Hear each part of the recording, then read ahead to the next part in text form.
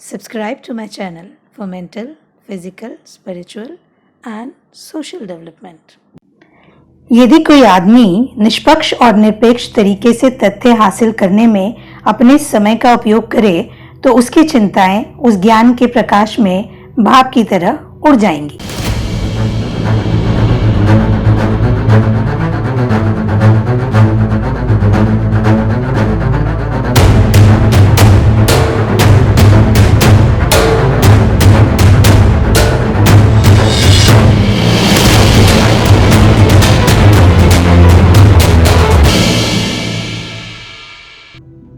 चिंता छोड़ो सुख से जियो के अध्याय 4 में आज बात करेंगे समस्याओं का विश्लेषण कैसे करें और उन्हें कैसे सुलझाएं।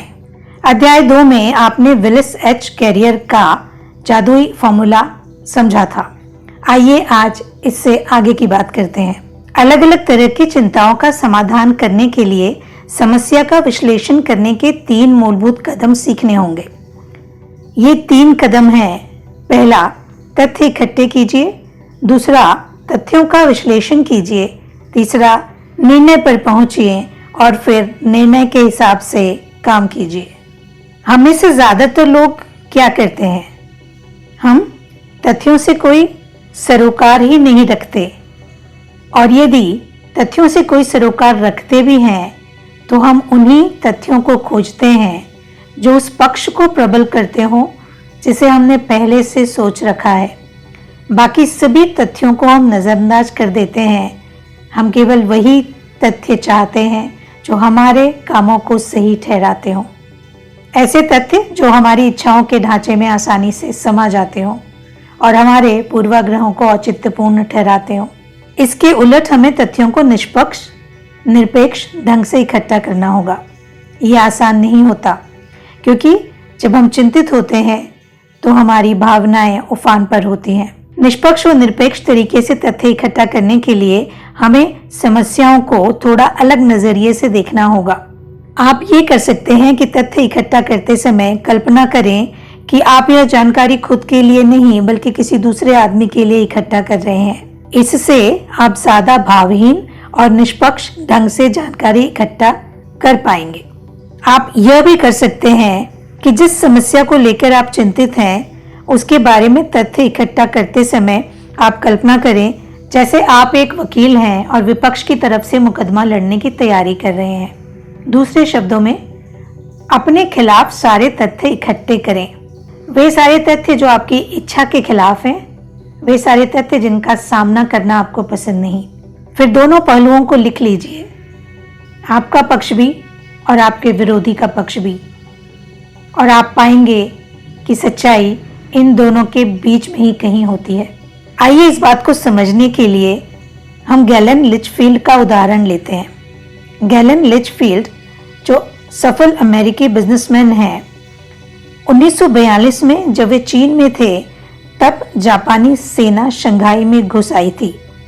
उस समय क्या अनुभव उन्होंने इकट्ठा किए, वही अनुभव उन्होंने मिस्टर कार्नेगी के साथ शेयर किए, और उन्हीं अनुभवों को मैं आपको वैसे के वैसे उनकी भाषा में यहाँ सुनाना चाहूँगी। गैलन लिचफील्ड ने बताया, उस समय जब जापानियों के पर्ल हार्बर पर बमबारी करने के कुछ ही समय बाद वे टिड्डी दल की तरह शंघाई में घुस आए थे, मैं शंघाई में ही एशिया लाइफ इंश्योरेंस कंपनी का मैनेजर था।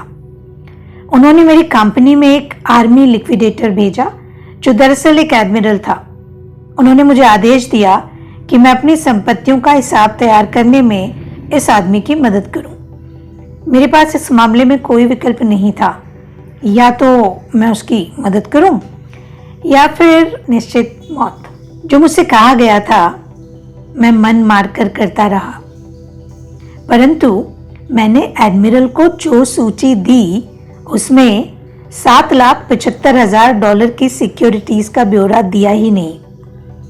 मैंने उन सिक्योरिटीज को सूची में इसलिए नहीं डाला क्योंकि वे हमारे हांगकांग ऑफिस की थी और उनका शंघाई की संपत्तियों से कोई लेना देना नहीं था। फिर भी मुझे डर था कि यदि जापानियों को मेरी इस हरकत का पता चल गया तो मैं मुश्किल में पड़ जाऊंगा, और ऐसा हुआ। उन्हें जल्दी ही पता चल गया। जब उन्हें यह पता चला, उस समय मैं ऑफिस में नहीं था, किंतु मेरा मुख्य अकाउंटेंट वहां मौजूद था। उसने मुझे बताया कि जापानी एडमिरल गुस्से से आग बबूला होकर गया है, पैर पटकते हुए और गाली देते हुए मुझे चोर और धोखेबाज कह रहा था। मैंने जापानी सेना के आदेशों की अवहेलना की थी। मैं जानता था इसका क्या मतलब था। मुझे सीधे उठाकर ब्रिज हाउस में फेंक दिया जाएगा। Bridge house? ब्रिज हाउस यानी जापानी गेस्टापो का टॉर्चर कक्ष। मेरे कई दोस्त थे जिन्होंने उस जेल में जाने के बजाय आत्महत्या करने का विकल्प चुना था। अब ब्रिज हाउस जाने की बारी मेरी थी। मैंने क्या किया?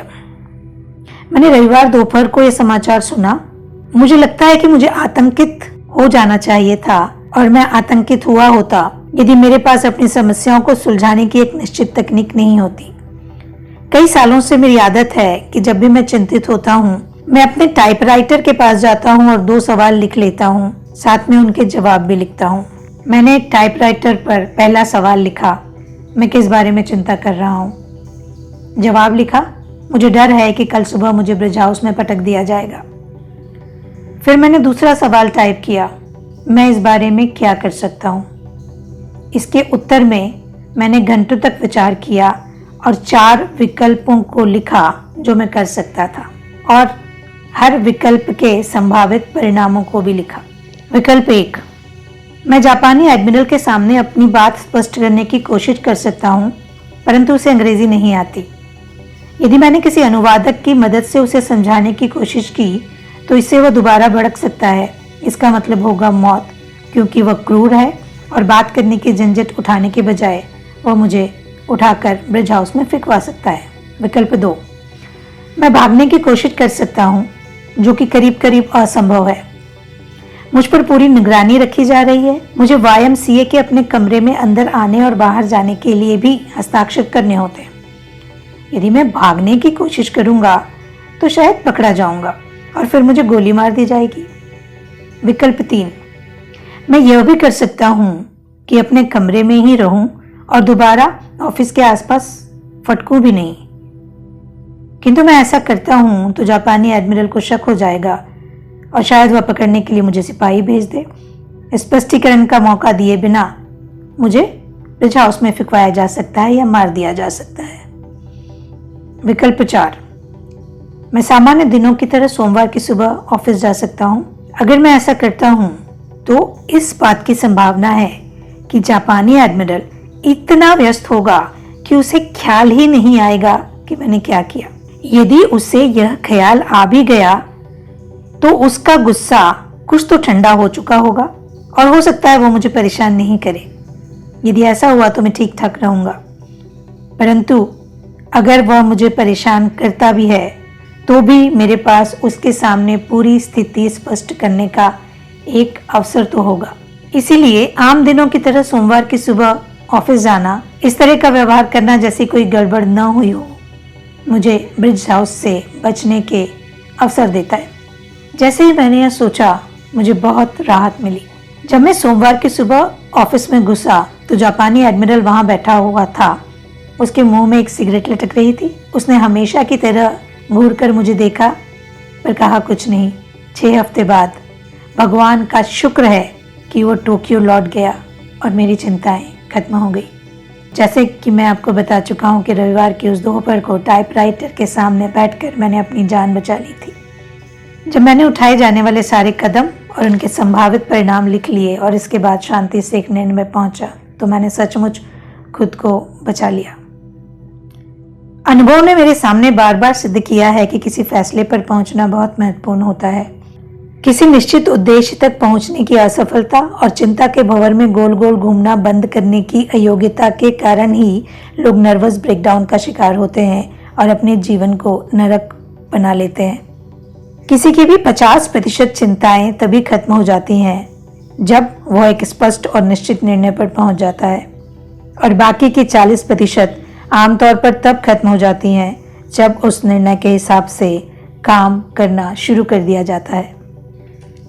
क्यों नहीं आप भी ऐसा करते? अपनी किसी समस्या को उठाएं और गैलन लिचफील्ड की तकनीक का इस्तेमाल करें। स्पष्ट रूप से लिखें कि मैं किस बारे में चिंता कर रहा हूँ, फैसला कर लें कि क्या करना है, फिर तत्काल उस फैसले के हिसाब से काम करने में जुट जाए। और इस दौरान आपको जो भी अनुभव हो हमें लिखिएगा ज़रूर। चिंता छोड़ो सुख से जियो के अगले अध्याय में आपसे फिर मुलाकात होगी। तब तक के लिए अपना ख्याल रखिएगा।